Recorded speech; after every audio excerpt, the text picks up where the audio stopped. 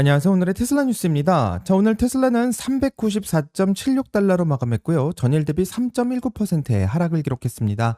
자, 스페이스X 역시 139.14달러를 기록했고 4.24%가 빠졌는데 이 두 종목 다 떨어진 배경에는 같은 이유가 있고, 주말 사이 미국이 이란에 대해 추가 공습을 가했고 이란은 호르무즈 해협을 다시 봉쇄하겠다고 선언하고 있습니다. 자, 여기에 SK 하이닉스가 나스닥 대비 이후 하루 만에 두 자릿수로 폭락하면서 반도체주 전반이 흔들리고 있고요. 그 여파가 기술주 전체로 번진 하루라고 볼 수 있습니다. 자, 오늘은 관련된 이야기를 짧게 짚은 다음 진짜 메인 이야기를 해야 될 것 같은데요. 메인 이야기는 캘리포니아에서 전기차 리베이트 법안이 서명되었는데 굉장히 흥미로운 조항이 숨겨져 있기 때문에 같이 한번 꼭 살펴봐야 됩니다. 또 여기에 더해 FS와 관련된 흥미로운 영상도 준비하고 있기 때문에 영상을 끝까지 봐주시길 바라고요. 그럼 출발할게요.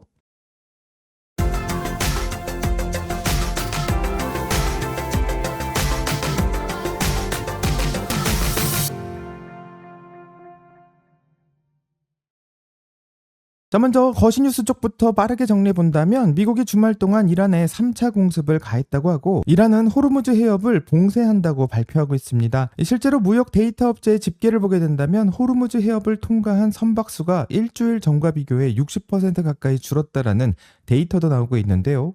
일요일 하루 통과한 배가 14척인데 일주일 전 같은 요일엔 37척이 지나갔고, 이 전장이 시작되기 전 하루 100척 넘게 다니던 곳이 지금 얼마나 급격하게 줄어들고 있는 건지 확인할 수 있습니다.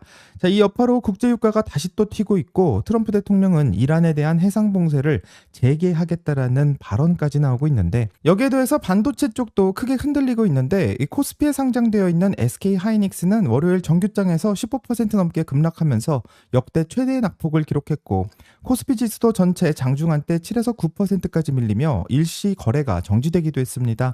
자, 이 소식이 전해지자 지난주 나스닥에 데뷔했던 SK 하이닉스 ADR도 미국장에서 9.32% 동반 하락하고 있고요.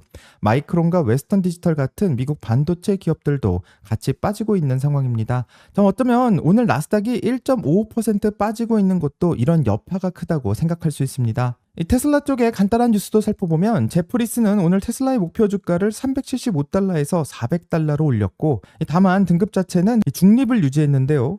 이 성장의 가능성은 인정하지만 지금 테슬라의 밸류에이션이 부담스럽다라는 뜻으로 읽을 수 있을 것 같습니다. 스페이스X 쪽도 한번 살펴보게 된다면 이 상장한 지 한 달이 되었는데 지금 상장 후 최저가를 새로 쓰고 있고 장중 137.68달러까지 밀리고 있는데, 이게 얼마나 큰 하락이냐면 정점이었던 6월 16일 225달러와 비교하면 무려 35%가 빠지고 있는 상황입니다. 나스닥 100에 편입되었던 7월 7일도 하루 만에 6.8%가 떨어졌는데, 이 와중에 눈에 띄는 코멘트가 하나 있는데, 전 피델리티의 오버시즌 펀드를 운영했던 헤지펀드 매니저 조지 노블은 스페이스X를 두고 테슬라를 능가하는 어쩌면 월가 역사상 돈이 엉뚱한 곳에 가장 크게 몰린 사례일 수 있다는 평가도 나오고 있습니다. 이 상장 당시 매출 대비 90배가 넘는 가격이었고 정점에서는 140배까지 갔었던 점을 근거로 들고 있는데요. 물론 스타링크가 지난해 영업이익을 44억 달러를 만들었으며 스타쉽도 이번 주 13차 시험 비행을 앞두고 있다는 반론도 있지만, 지금 주가만 놓고 본다면 IPO 투자자들도 서서히 손실을 보고 있는 상황이 아닐까 생각합니다. 자, 스페이스X는 여기까지 다루기로 하고요. 이제 캘리포니아에서 벌어진 일을 자세히 한번 살펴보겠습니다.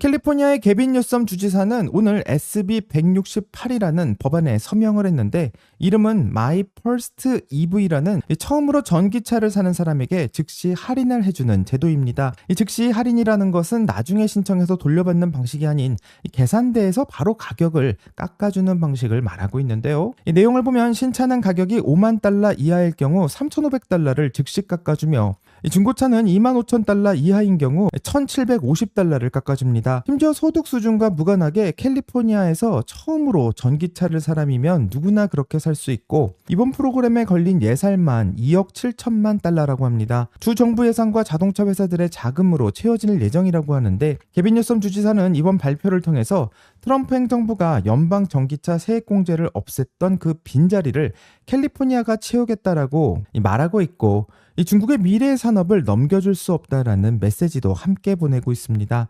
자, 언뜻 들으면 그냥 전기차를 좀 사기가 더 쉬워졌나 보다 이런 훈훈한 뉴스처럼 들릴 수도 있는데요. 근데 이 법안에 조건이 하나 붙어 있습니다. 자, 이 조건 하나 때문에 캘리포니아에서 가장 많은 전기차를 만드는 회사가 정작 이 혜택에서는 빠지게 되었는데 어떤 회사인지 그리고 왜 빠지게 되었는지 이제부터 한번 살펴보도록 하겠습니다. 자, 조건을 한번 살펴보면 2026년 1월 1일 기준으로 캘리포니아에 법인 본사를 둔 전기차 회사는 이 가격 상한선이 없이 전 차종에 리베이트가 적용된다고 합니다. 자, 여기서 문제는 바로 테슬라가 되는데요. 테슬라의 엔지니어링 본부는 팔로알토에 두고 있지만 법인 본사는 2021년에 이미 텍사스 오스틴으로 옮긴 상황입니다. 자, 그래서 테슬라는 대상이 아니라고 말하고 있고 반대로 리비안과 루시드는 캘리포니아에서 차를 단 한 대도 만들지 않지만 본사 주소만 캘리포니아에 두고 있기 때문에 전 차종이 예외 대상으로 되어 있습니다. 실제로 작년 한 해 테슬라는 프리몬트 공장에서 50만 대가 넘는 차를 만들었지만 그 회사가 정작 가격 상한선에 제외되어 있는 상황이고 캘리포니아에서 생산 자체를 전혀 하지 않는 자동차 회사들은 상한선이 없는 혜택을 받는 구조가 만들어져 있습니다.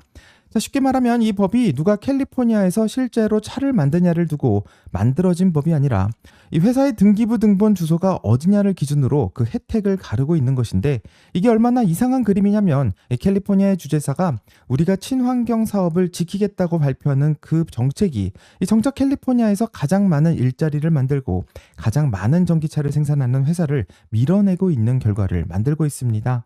왜냐하면 이 조항을 만들어질 당시 이미 테슬라 본사는 텍사스로 나가 있었고 그렇기 때문에 이 법을 설계하는 사람들도 이 테슬라가 제외된다라는 사실을 분명히 알고 있었을 것 같은데요. 재미있는 것은 일론 머스크와 게빈 뉴섬의 신경전은 이번이 처음도 아니고 2024년 11월 게빈 뉴섬 주지사가 비슷한 리베이트 구상을 처음 꺼냈을 때도 테슬라를 배제하는 조건이 담겨 있었고 그때 일론 머스크는 X에 글을 올리면서 이건 말이 안 된다고 반발한 적도 있습니다.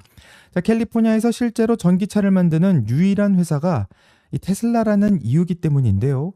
이 당시 프리몬트 지역구 하원 의원인 로 카나 의원까지 나서서 정치적인 이유로 테슬라를 빼는 건 어리석은 결정이라고 비판했고 이번 법안인 SB 168에 대해서 일론 머스크가 직접 반응을 냈는지는 아직 확인되지 않고 있지만 아마도 비슷한 패턴의 반응을 보이지 않을까 예상하고 있습니다. 자, 그럼 테슬라만 콕 집어서 배제한 건지 궁금할 수 있는데 공식적으로는 본사의 소재지를 기준으로 한다라는 신기한 법을 내세우고 있어서 이 법 문구상 테슬라의 이름이 지목되지는 않습니다. 하지만 결과적으로 캘리포니아 최대의 전기차 생산자는 걸러졌고 다른 경쟁사들이 오히려 혜택을 받는 구조를 만든 것인데 의도했든 안 했든 실질적으로는 테슬라를 겨냥한 것처럼 보이는 결과가 나올 수밖에 없습니다. 자, 게빈 뉴섬 주지사와 일론 머스크 사이에 오래된 정치적인 신경전을 감안한다면 이 결과를 순수히 우연이라고만 말하기는 어려울 것 같고요. 자, 그럼 테슬라 차량은 아예 리베이트를 못 받는 건지 궁금할 수 있는데 이 가격 5만 달러 이하의 기준 자체는 그대로 적용될 수 있습니다. 자, 모델3 후륜 구동이 36,990달러라서 3,500달러를 깎으면 33,490달러가 되는 식으로 테슬라 라인업의 상당수는 여전히 리베이트 대상이라고 하는데 다만 새로 나온 6인승 모델 YL은 61,990달러라 상한선을 넘기고 있고 모델3 퍼포먼스도 54,990달러라 대상에서 제외가 되게 됩니다. 현재 모델 Y 프리미엄의 이 4륜 구동 모델은 49,990달러로 상한선인 5만 달러 바로 아래 걸쳐 있고요. 20달러만 더 비싸도 대상에서 빠질 수 있는 상황인데 그렇기 때문에 5만 달러를 넘기고 있는 모델 YL과 이 모델 3 퍼포먼스는 리베이트에서는 무관한 모델이 되어버렸고 이 프로그램에서는 전기차를 처음으로 사는 예산이 넉넉하지 않은 소비자를 타겟으로 설계되었기 때문에 고급 라인업은 자연스럽게 걸러질 수밖에 없다고 말하고 있고 이 보급형에 가까운 모델 3와 모델 Y가 주요 수혜 대상이 되는 구조를 만들고 있습니다. 하지만 실제로 영향을 가장 크게 받을 부분은 중고차 시장이라고 생각하고요. 이 중고 전기차는 25,000달러 이하 기준으로 1,750달러를 혜택을 받을 수가 있는데 이 기준이면 중고 모델 3 상당수가 2만 달러 밑에서 살 수 있게 되고 여기에 최근 배포된 FSD 버전 14 라이트가 이 구형 하드웨어에서도 돌아가기 시작하면서 2만 달러 밑으로 자율주행 기능이 달린 차를 살 수 있게끔 되는 상황도 펼쳐지고 있습니다. 자, 그럼 정말로 이 정책에는 어떤 메시지를 담고 있는 건지 궁금할 수밖에 없는데, 실제로 이 정책이 가지고 있는 메시지를 한번 확인해 보겠습니다. 개빈 뉴섬 주지사는 이번 발표에서 트럼프와 공화당이 없애고 있는 연방 세액공제의 빈자리를 캘리포니아가 직접 메꾸겠다라는 메시지를 내고 있는데, 한마디로 트럼프보다 개빈 뉴섬이 훨씬 더 좋은 일을 하고 있다고 선언하고 있는 것만 같습니다. 이 개빈 뉴섬이 주장하고 있는 것은 친환경 사업을 지키겠다는 선언인 것인데요. 앞에서 얘기했듯 2014년에도 비슷한 조항을 놓고 일론 머스크와 개빈 뉴섬 사이에는 신경전이 있었기 때문에 이번에 나온 법안 SB 168은 그 갈등의 연장선에 가깝다고 생각되고, 다른 법안과 다른 형태로 등장하지만 결과는 똑같이 테슬라만 걸러지는 구조로 만들어지고 있다는 점에서 단순한 입법 실수가 아니라 타겟을 삼고 있다라고 해석할 수 있습니다. 자, 이렇게 되면 프리몬트 공장 자체의 미래 논의로 연결될 수밖에 없고요. 테슬라는 이미 프리몬트에서 모델 S와 모델 X의 라인을 완전히 철거한 상황이고, 그 자리엔 옵티머스 로봇의 생산 라인이 들어서는 중인데, 여기에 더해서 정책적으로도 캘리포니아가 테슬라를 계속 이런 식으로 대우한다면 장기적으로 캘리포니아에 남아있을 이유가 없어진다라고 말할 수 있습니다. 실제로 테슬라 본사가 이미 텍사스로 옮겨간 상황에서 생산 기지까지 다른 주로 옮겨갈 가능성을 완전히 배제할 수는 없고요. 아직 계획이 확정된 것도 아니고, 현재 프리몬트 공장이 실리콘밸리와 가깝기 때문에 인재들을 가져올 수 있는 이 좋은 환경이라는 것은 인정하지만, 이 정치적 차원으로 인해서 계속해서 테슬라가 배제되고 있는 것은 상당히 우려되는 부분이라고 생각할 수 있습니다. 자, 그런데 이런 정책 이야기 말고 실제로 오늘 테슬라 소프트웨어 쪽에서도 흥미로운 이야기가 나오고 있는데, 현재 레딧에서 화제가 되고 있는 FSD 영상을 한번 다뤄보려고 하고요. 꼭 한번 자율주행에 대해서 생각해 볼 만한 문제이기 때문에 지금부터 한번 그 영상을 확인해 보겠습니다. 자, 레딧에서는 테슬라의 한 소유주가 영상을 올리면서 설명을 같이 적고 있는데, 내용을 본다면 2016년형 모델 3 프리미엄 올휠 드라이브 모델이고, FSD 14.2.2.5 버전을 장착하고 있는데, 편도 1차선 도로에서 주행하던 중 갑자기 개가 튀어나왔고, 테슬라는 이 기회를 피하려고 하다가 이 사고가 좀 난 것으로 보입니다. 이 프레임 단위로 직접 분석해 본 결과 개가 시야에서 살짝 들어온 것은 14.8초쯤 들어왔고, 완전히 보이는 것은 15초쯤 보이게 되는데요. 이 제동에 걸린 시간은 15.25초이고 0.25초에서 0.5초 사이에 FSD가 반응을 한 것으로 기록되고 있습니다. 이 당시 속도는 시속 51에서 53마일 정도 됐다고 하는데, 안타깝게도 이 개는 결국 사고가 나면서 치이긴 했지만 생명에는 지장이 없었다고 하고요. 하지만 안타깝게도 완벽하게 피한 것은 또 아니라고 합니다. 이 작성자 본인도 안타깝게 결국 부딪혔다라고 말하고 있고, 다만 마주오는 차가 있어서 중앙선을 넘는 회피는 기동하지 않았으며, 그 상태에서 최대한 감속과 미세한 방향 조정을 FSD가 했다고 말하고 있습니다. 이 개는 병원으로 옮겨졌고 상태는 괜찮아서 괜찮은 결말로 마감되고 있는데, 자, 이런 상황을 흔히 트롤리 딜레마라고 부르면서 AI는 누구를 먼저 희생시킬지 이 계산을 철학적으로 해야 된다라고 주장하기도 하는데, 실제로 길에서 보고 있는 이 사례를 보게 된다면 이 개가 시야에 들어오고 완전 제동에 걸린 시간은 0.5초도 안 됐기 때문에 이 개살할 시간 자체가 아예 없다는 것을 볼 수 있습니다.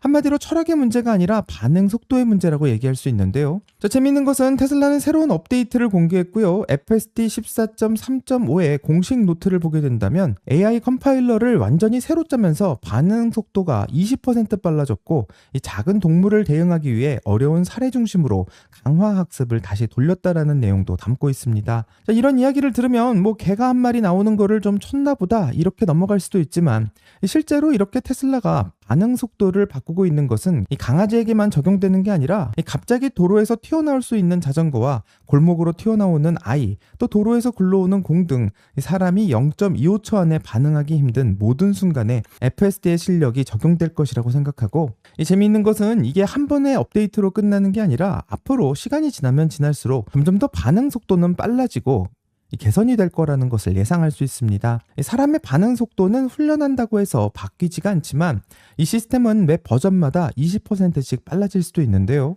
한마디로 사람이 물리적으로 할 수 없는 일을 기계는 할 수 있다는 것을 보여주고 있습니다. 자, 중요한 것은 결국 사람의 목숨을 살리는 것은 바로 이런 반응 속도라고 생각하며, 이 도로 위에서 일어나고 있는 상당수의 사고가 이런 반응 속도에서 갈릴 수밖에 없고, 앞으로는 도로 위에서 실제로 구할 수 있는 생명의 숫자가 달라지는 문제가 되기 때문에 FSD의 개선은 굉장히 중요한 문제라고 생각합니다. 자, 그럼 사람은 물리적으로 도달할 수 없는 반응 속도를 매 분기 소프트웨어 업데이트만으로 계속 끌어올릴 수 있는 회사가 존재하고, 그 능력이 자동차 한 대가 아니라 도로 위의 모든 차량에게 동시에 적용할 수 있는 회사가 존재하는데, 이런 기술을 실제로 가지고 있는 회사가 있다면 이 회사의 가치를 도대체 얼마로 매기는 게 적정한가? 바로 이게 중요한 것이라고 생각하고요. 오늘 주가가 몇 퍼센트 빠졌냐를 보는 것보다 훨씬 더 근본적인 질문을 물어야 된다고 생각하고, 앞으로 테슬라의 가치를 이야기할 때 계속해서 따라다닐 질문이라고 생각합니다. 자, 오늘 이야기를 정리하면 캘리포니아에서 시작하고 있는 새로운 리베이트가 이 친환경 확대라는 명분과는 달리 실제로는 캘리포니아에서 차를 만드는 기업을 역차별하는 결과를 낳고 있는 것을 보고 있고, 이 정치인들은 환경을 위한 선택이라고 말하지만 실제로는 전혀 그렇지 않다라는 것을 보여주고 있는 대표적인 사례가 되지 않을까 생각할 수 있습니다. 자, 오늘의 테슬라 뉴스의 구독자 여러분들은 결국 테슬라가 프리몬트를 떠나 다른 곳으로 공장을 옮길 거라고 생각하시는지, 아니면 이런 핍박에도 불구하고 계속해서 프리몬트에 남을 것이라고 생각하시는지 이 댓글을 남겨주신다면 같이 더 이야기를 나눠보도록 하겠습니다. 참고로 저는 오늘 방송을 마지막으로 이번 주는 잠깐 여름 휴가를 다녀오려고 하고요. 다음 주부터 더 좋은 방송으로 찾아뵙도록 하겠습니다. 자, 여기까지가 오늘의 테슬라 뉴스고요. 오늘 영상이 도움이 되셨다면 구독과 좋아요 그리고 알림 설정 부탁드립니다. 오늘 좋은 하루 되시고요. 오늘의 테슬라 뉴스는 다음 주에 다시 찾아오겠습니다. 감사합니다.